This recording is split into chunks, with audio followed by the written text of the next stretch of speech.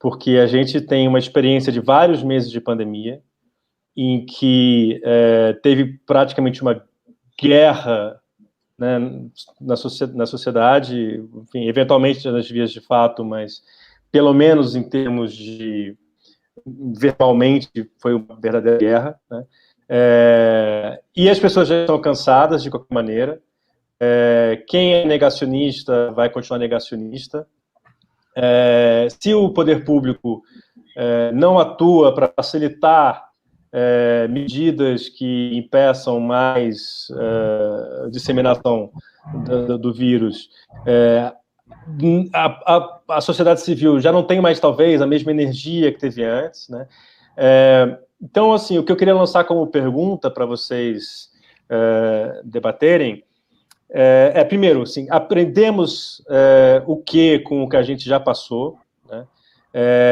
Aprendemos também algo com o que se passa na Europa, onde até os números em alguns lugares são piores do que foram em março e abril.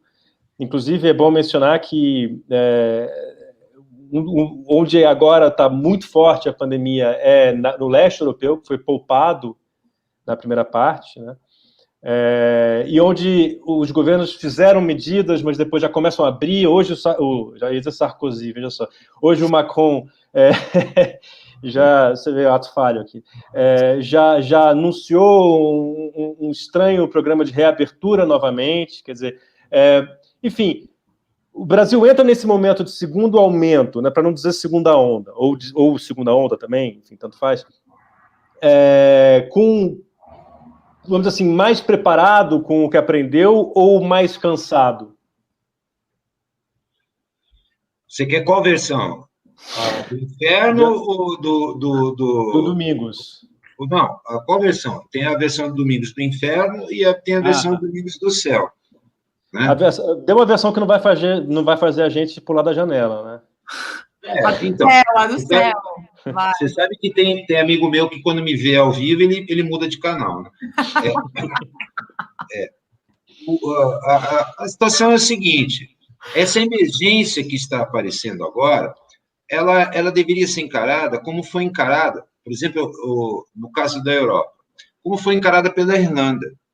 Se você pega o gráfico da Irlanda e até de Israel, você vai ver que eles começaram num crescimento para a segunda onda e reverteram a situação. Como é que eles fizeram isso? Eles fizeram isso indo para a rua, aumentando o número de testes, não só o número de testes, como fez a Espanha, a Itália, a França e tudo mais, tá?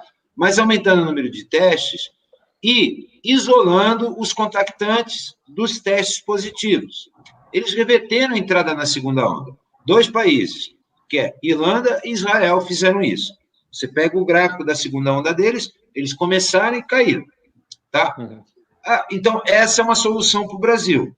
Qual é a solução para o Brasil? Ampliar o número de testes, ampliar o rastreamento dos positivos, né, os familiares e tudo mais, e isolar. Essa é a versão do Domingos no Céu. Tá? Coisa que, em época de eleição, é pouco provável, porque os prefeitos, né, porque eles são muito apegados à população, eles dizem para a população que a pandemia acabou. Como a Patrícia falou, que foi replicado recentemente, e eu digo recentemente assim, ontem, tá? Pelo prefeito, o candidato a prefeito de São Paulo, Bruno Covas, tá? E por toda a equipe de gestão da pandemia no estado de São Paulo, dizendo, olha, aquela piadinha do Chico Anísio, né? Senta que o leão é manso, que não tem problema nenhum. Tá? Não tem um problema grave. A Patrícia foi muito feliz em falar a seguinte coisa, se hoje eu fosse pegar uma coisa que eu, a Patrícia, o Zé, todos sempre criticamos, várias vezes, o Plano São Paulo, mas se nós fôssemos hoje, então eu sou um cara crédulo, né? Se nós fôssemos tomar o Plano São Paulo como um excelente indicador, né, para tomar como referência para o controle da pandemia, bom, tomando o Plano São Paulo como referência, várias cidades tinham que regredir de fase, inclusive algumas indo para a fase laranja. E aí, o que o governador e a equipe do governador fez?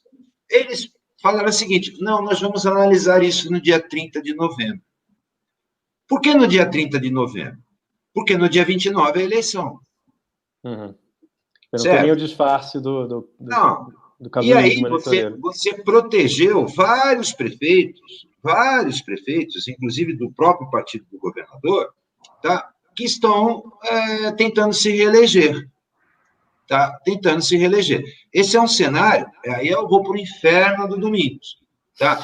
Que seria um cenário que nós vamos ter que enfrentar, tá? E aí eu vou dar uma notícia, Diego, que talvez você não goste muito, tá? No Natal e no Ano Novo, tá? Coisa que já está sendo planejada entre as famílias, que são os encontros de Natal e Ano Novo, tá? E que as famílias talvez, tá? Com uma consciência vão ter que repensar, e assim, sem consciência, vão ter que, vão necessariamente se infectar nessas reuniões, tá? Porque o cenário previsto já para o final do mês de novembro, tá? É um cenário muito pior do que está aparecendo na mídia hoje. Que é uma coisa que já apareceu, por exemplo, no Thanksgiving nos Estados Unidos e no Canadá, né? Exatamente, eu acho que existe uma relação direta entre o aumento de casos e os últimos feriados, né? Desde setembro, a gente começa a ter uma sequência, quer dizer, tem uma questão do verão chegando, as pessoas cansadas de estarem confinadas, uma sensação maior de tranquilidade por ver essa queda, mesmo que seja uma queda fake dos dados, aparentemente existia uma queda, então as pessoas se sentiam mais à vontade e começaram a aglomerar, né? Então, e aí isso já tem um efeito.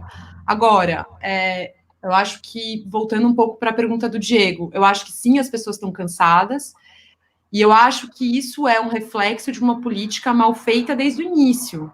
Eu acho que é evidente que a política do track and trace, né? Então, você faz o teste e vai rastreando as pessoas, né? Existem cursos eu fiz o curso, por exemplo, do Imperial College, para você, como ser uma pessoa que vai traquear os contatos. Então, qual é a medida, quem que tem que confinar, quem não tem que confinar, qual é o procedimento. A gente poderia formar milhões de pessoas da sociedade civil para fazer esse trabalho, né? A gente poderia empregar as pessoas que estão desempregadas para fazer esse trabalho. Então, se a gente tiver uma política de contenção do vírus em investir em prevenção, a gente não precisa falar em lockdown. A gente não precisaria dizer que as pessoas precisam ficar trancadas em casa. Mas, no momento em que a gente está abandonado à própria sorte, em que a gente não tem uma política nem do governo federal, nem do governo estadual, nem do governo municipal, está todo mundo à própria sorte. E aí, temos a própria sorte, o que a gente tem que falar para as pessoas? Fiquem em casa.